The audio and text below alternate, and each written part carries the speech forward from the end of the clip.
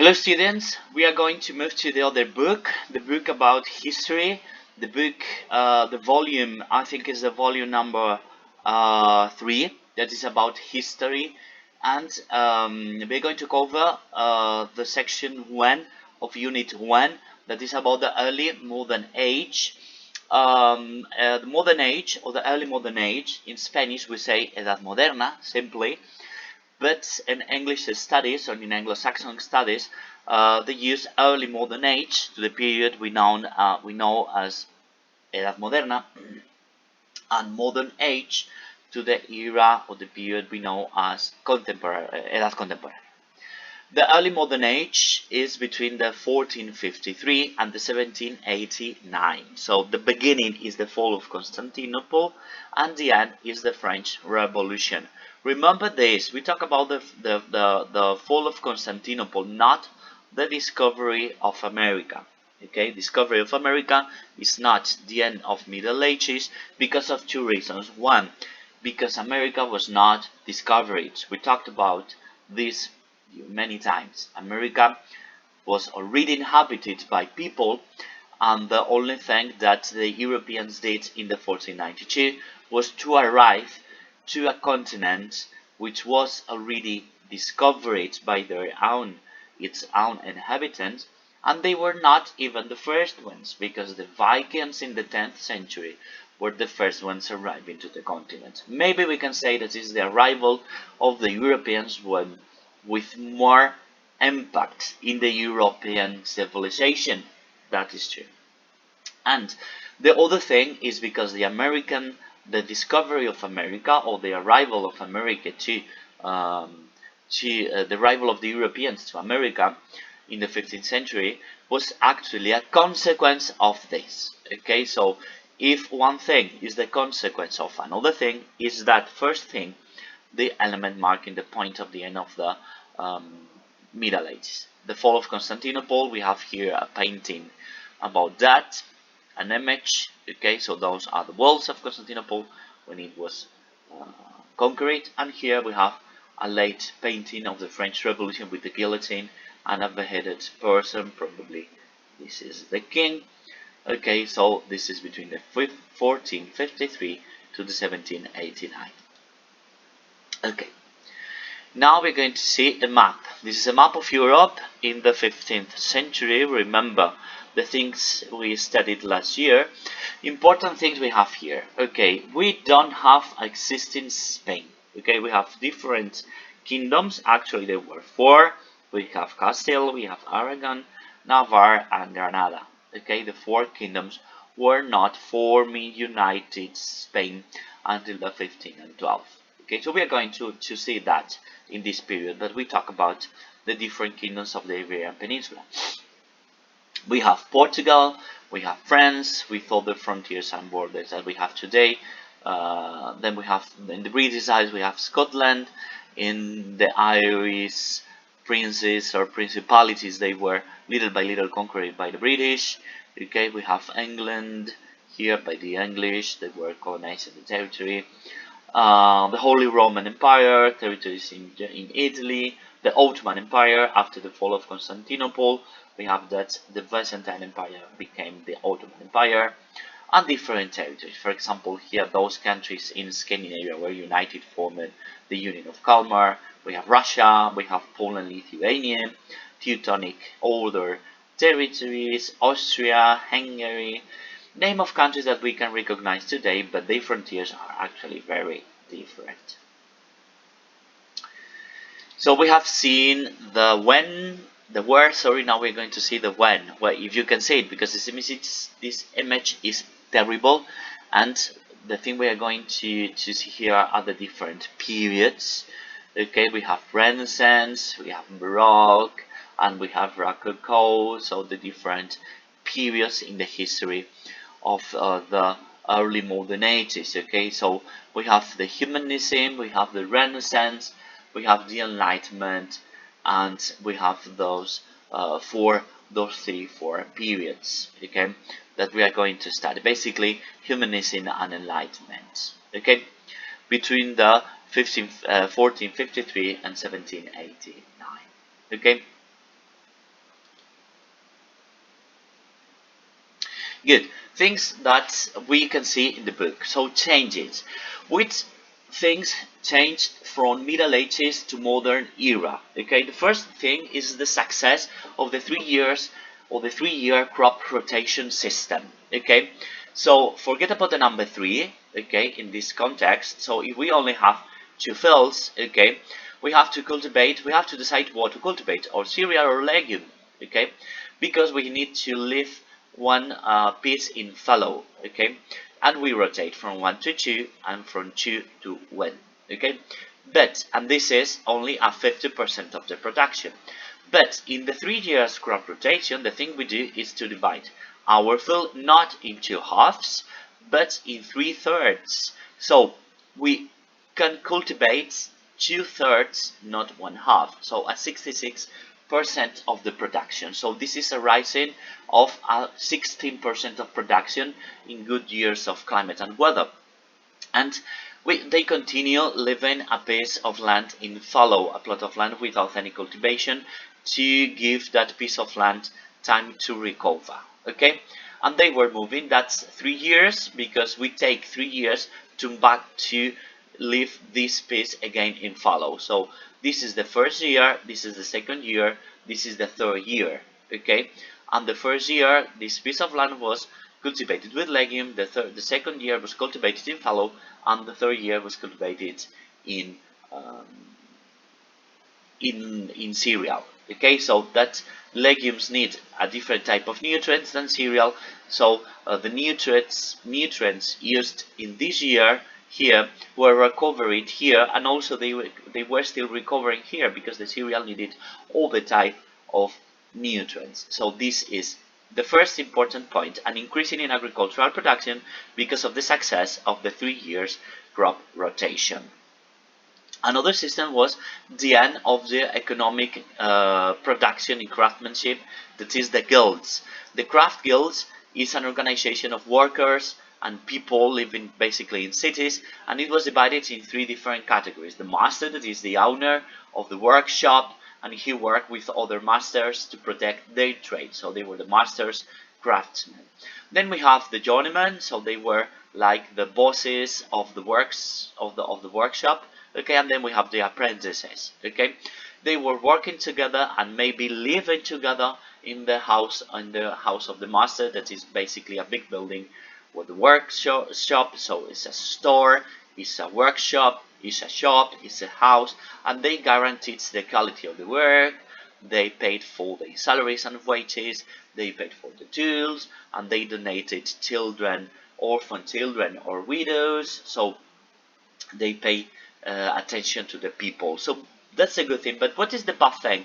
That guilds were controlling completely the economy. They were not given freedom to the industrial and artisanal production. Instead of this closed economic system, that is the guilds, everything was controlled, we have the domestic system. The domestic system was a very, very important economic practice that was very important in the Industrial Revolution. So a couple of centuries of years later, the period we are starting to study, we are starting now studying. And what is a domestic system? Domestic system was not all the workers living and working in the master's workshop and houses, but is the opposite thing. The masters or the producers or the owners that transported the materials to the houses and cottages in a village, and then when it's finished they took again those products to the town. It is called domestic system because the people were working at home. So the merchants in the town was transporting the raw material, in this case cotton. Okay, they were spinners. So spinner is a person, is a face spinning, is a face working cotton, so making the thread. Okay, so you take this raw material and spinning it to make the thread. When the thread is made, it is transported to the weaver's cottage, so the people weaving, so taking the thread and making the pieces of clothing. And when the pieces of clothing were finished, they were transported to the town. In the first and second term, we have studied the capital and the factors of production. So, what is the domestic system? Domestic system is when the owners of the capital were transporting the raw materials to the houses of the workers to obtain the products. Okay, so it's moving the production in a workshop in the city to the houses of the producers. Good. Another important thing, the third element. So the first thing is agricultural success thanks to the 3-year rotation. Second thing is the domestic system. Third thing is the Columbian exchange. What is the Columbian exchange? After the arrival of Europeans to America, a lot of products were transported from North and South America to Europe and from Europe to America. This exchange, it's called Columbian exchange. So the transoceanic or the transatlantic exchange. We have here many products that you probably know are from African origin. For example, peanuts, corn, cocoa, beans, or the famous tomatoes. Turkeys, for example, squash, the kind of zucchini in Europe, pumpkins, potatoes. What can we do without potatoes, pineapples, peanuts, okay? But from Europe, we transported to America, for example, basically cattle or chickens, citruses, for example, oranges and lemon, for example, wheat, okay? And here you can find different elements that you can see, but those are not specifically for Europe. For example, coffee or for example, sugarcane were not specifically from Europe. Coffee today is very famous in America, but coffee has an African origin, okay? As for example, bananas, or for example, sugarcane, an Asian origin that were transported to America. That's the reason why, for example, in Europe, we have countries as Belgium, where one of the most important and national dishes is the mussels with fries, okay? And in England, or in British Isles, so what can we do without the fish and chips? Okay, so they were coming from the potatoes of America. But in the opposite way, what can we say about the Colombian coffee? That's extremely famous, or the sugarcane in the Caribbean, the Jamaican production of sugarcane. Okay, so we have the exchange of those products. Okay. In northern Italy, for example, they made a recipe that's called polenta. Polenta is made using corn, so we can make it if we don't have it from the from America, okay? Or beans, okay? What about the la fabada asturiana without the beans coming from America, okay? Good.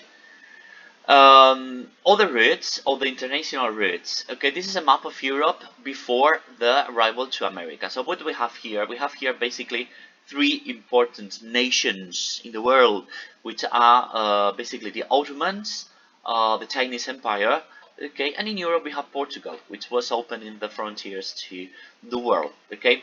The area we can see in green is the area which Muslims knew and they traded with. Okay, those areas, they were capturing raw materials and they had markets and trading with areas in India, Arabia, Sahara Desert, Eastern Africa, Zanzibar is here. Okay, so the Spices Islands, so those areas were also China. Okay, those areas were controlled by the Islamic, the Ottoman trades. Okay, but what happened once we have discovered America or arrived to America? We have those areas, okay, the Ottoman Empire, China and India in Asia and Europe, and we also have America. So the routes were completely changed. So why was America discovered? Because the routes to Asia were controlled by the Portuguese, and the Spanish and Castilian navigators and explorers wanted to arrive Asia following a western route, but in the while they found a new piece of land, an enormous piece of land, an enormous piece of water body, that is the Pacific Ocean. Good. Important in economy, we have the bankers, the new ways of paying, and the important fortunes who were helping trades. Okay, here only to give face to the Fuga, which were German rich bourgeois. Okay, then we have the Medici family, which were Italian, very important, promoting economy in Italy. So that's the reason why Germany, the Low Countries, Italy were so important. And in new ways of paying, we have the bills of exchange. What is a bill of exchange? A bill of exchange entitle the owner to pay for a product, for a quantity, without the money. So it's a paper where it is written in the amount of money you have to pay. Here we have 20 shillings, okay, due from the Massachusetts colony to the well, I can read an ancient English. I could say that this maybe shall be in value equal to money. So to money. So we have here that the person that is the person who has to pay, the person who is paying, receiving the payment, the date. Okay, so and it is signed also by a general, so by order of the person, of the institution. This is very late because this is about the end of the 17th century, but it's an example of how to pay very high quantities. Okay, so you don't have the money, but you can pay, you can buy the things if you write a bill of exchange. Okay, and here we have like an early modern period. This is mind map, okay, with the inventions in culture. So we have, for example, the printing press leading us to the Renaissance and different elements here in culture, arts, and literature. In society, we have, for example, the declining in the 16th century, but the arrival of projects from America, the different social classes. So we have nobles, kings, and clergy, okay, that were privileged, but we're going to assist to the existence of a very important word you have to remember, that is bourgeoisie. Please, bourgeoisie is the important thing. So they were non-privileged people, they were workers, but they were living in the city with a lot of money, a lot of economic and social power, but not political power. Okay. Then we have in politics, we have the Catholic monarchs and the beginning of the authoritarian monarchy. So this is like a summary of the things we're going to see.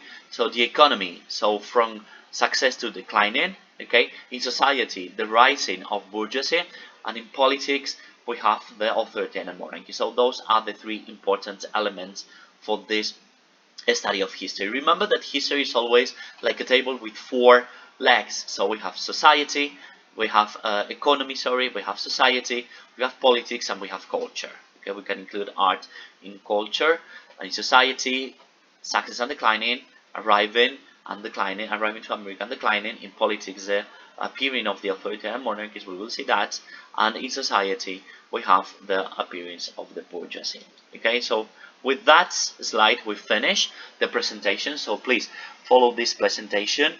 I hope this would be helpful for you. And now you have to complete the activity during this presentation. During the activities, you have to submit in the Aula Virtual, and with the deadline that is displayed. Don't answer, please, to this video in YouTube, okay, because I'm not going to pay any attention to the comments in YouTube. I'm only going to pay attention to the messages you send to me. Okay, so thank you very much for the attention, and I hope this video would be helpful.